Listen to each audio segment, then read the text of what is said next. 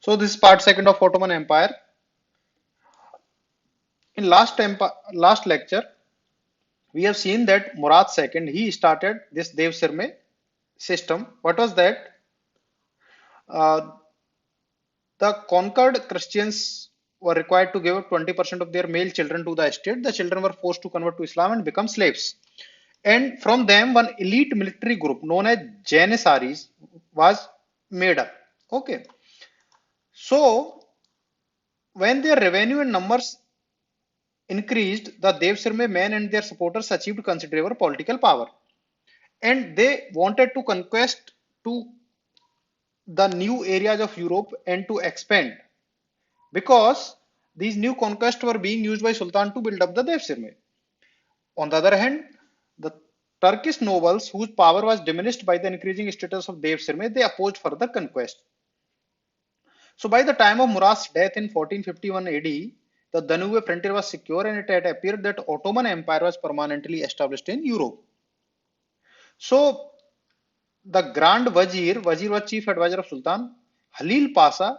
He was able to retain a dominant position for the Turkish notables. So this Prince Mehmed became the candidate of the Dev Sirme, and it was only with his accession that Dev Sirme was able to achieve the political and military power made possible by the financial base built up during the previous 2 decades. So under Sultan Mehmed II, the Dev Sirme increasingly came to dominate and pressed their desire for new conquests in order to take advantage of the European weakness created it after defeat at Varna. So, Constantinople became their first objective. To Mehmed and his supporters, the Ottoman dominance in Europe could never reach their full extent or be a real empire as long as their natural administrative and culture center remained outside their hands. Although they have won areas deep in Europe, but they were not able to win over this Constantinople city because of the its high walls and good defense system, and because Ottoman Empire was lacking siege equipments. So Grand Wazir and other Turkish notables they opposed this attack ostensibly because it might draw a new crusade, but in fact their fear was that the capture of Byzantine capital might bring about the final triumph of the Devsirme system. But Mehmed didn't listen to Turkish nobles. He built Rumeli Fort on the European side of the Bosphorus, from which he conducted the siege of Constantinople and conquered that.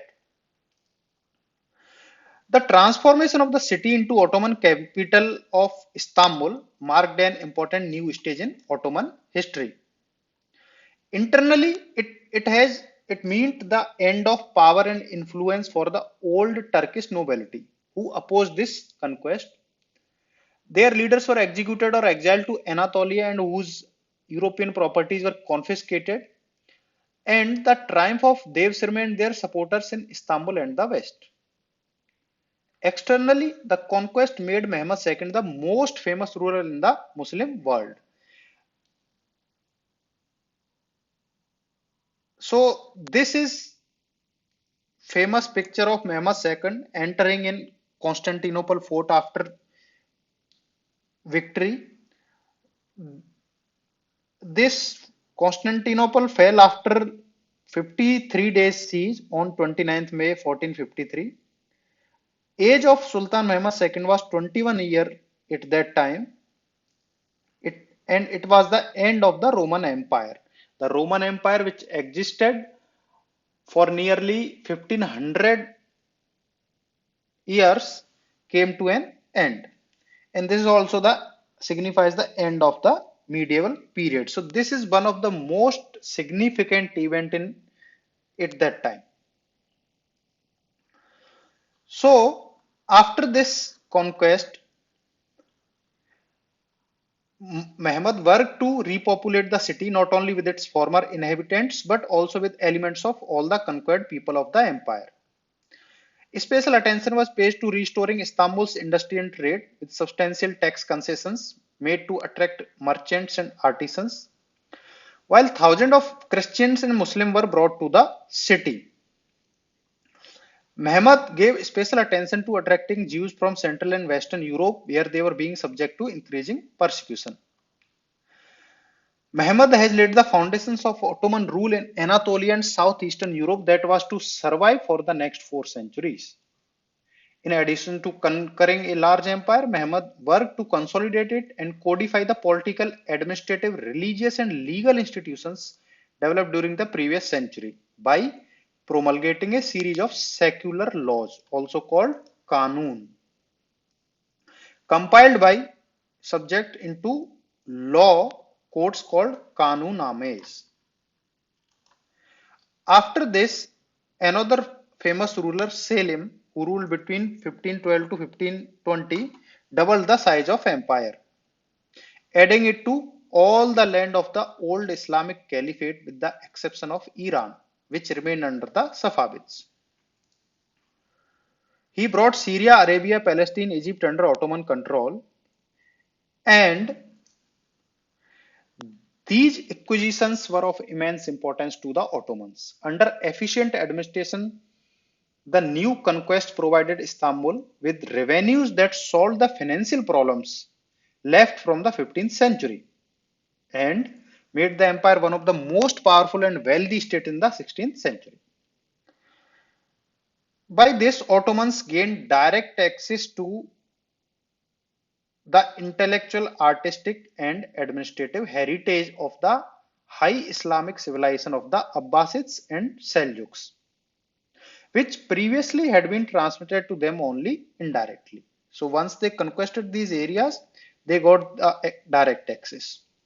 From the Arab world, there came to Istanbul the leading Muslim intellectuals, artisans, administrators, artists of the time, who penetrated every facet of Ottoman life and made the empire much more of a traditional Islamic state than it ever had been before. Finally, Ottomans replaced the Mamluks in control of Middle Eastern portion of the old international trade routes between Europe and East Asia. The Ottoman conquest in the east, combined with the Safavid survival in Iran, ended the long period of political vacuum and anarchy that had followed in this region after collapse of Universal Abbasid Empire in 11th century. So after 11th century, there was anarchy and political vacuum in Middle East that was filled by the Ottoman victory of this area along with Safavid's survival in Iran. So now Iran and Transoxiana, who were once center of Islamic caliphates, separated from the Arab world, while Anatolia and southeastern Europe were for first time added to the Arab world as integral part of the Middle East. His son and successor, Selim's son and successor, Suleiman I, who ruled between 1520 to 66, he is also called the Magnificent in Europe and also the lawgiver or Kanuni among the Ottomans. He established the classical Ottoman state and society, and he made important new conquest in the east and west. As a result of his father Selim's policy and successes, Suleiman assumed the throne with a position unequaled by any sultan before or after. He was left without opposition and with a great deal of control over Devshirme class as well as over the remnants of the Turkish notables. The conquest of Arab world had doubled the revenues of the treasury without imposing important additional financial obligations. So this left Suleiman with wealth and power unparalleled in Ottoman history. His reign still marked the peak of Ottoman grandeur and has always been regarded as the golden age of Ottoman history. Suleiman created a uniform system of law and welcomed different forms of arts and literature. Many Muslims considered Suleiman a religious leader as well as political ruler. This period was marked by great power, stability, and wealth.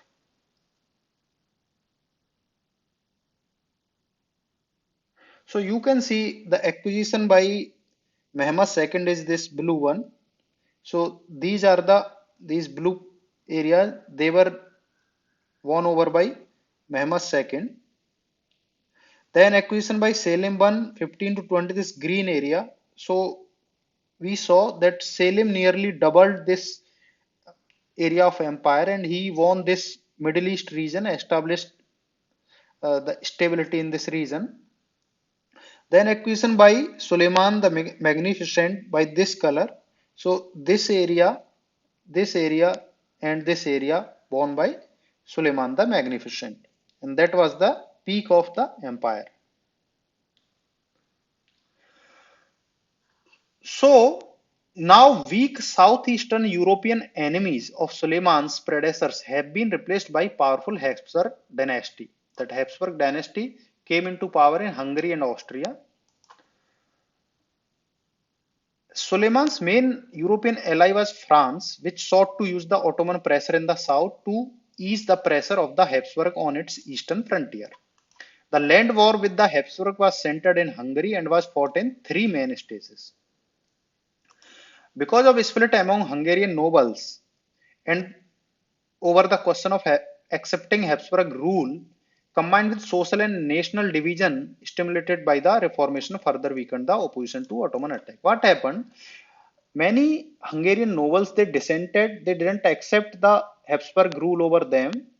And then because it was the time of Reformation in Europe, so there were social and national divisions. The sense of nationalism was increasing. So all these factors they weakened the opposition to Ottomans. As a result, Suleiman was able to take Belgrade in 1521, opening the way for large-scale advance north of the Danube.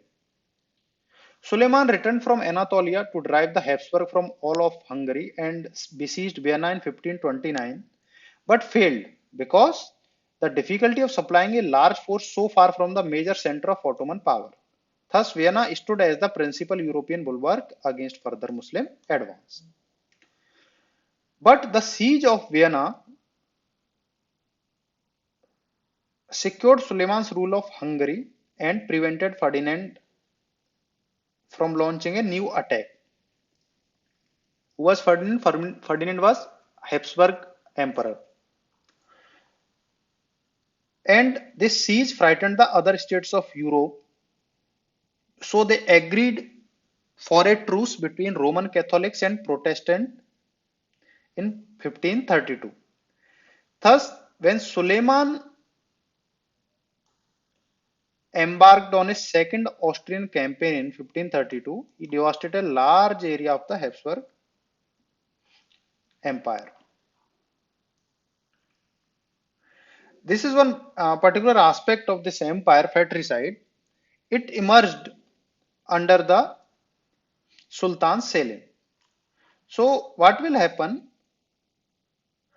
when a new Sultan was crowned? His brothers would be imprisoned, and when Sultan's first son was born, his brothers and their sons would be killed. All brothers' sons will be imprisoned and then will be killed. Okay, so that there is no threat to the new Sultan. In the later years, this killing of brothers and their sons stopped and they will only be imprisoned. This was one particular aspect of this empire. We'll continue this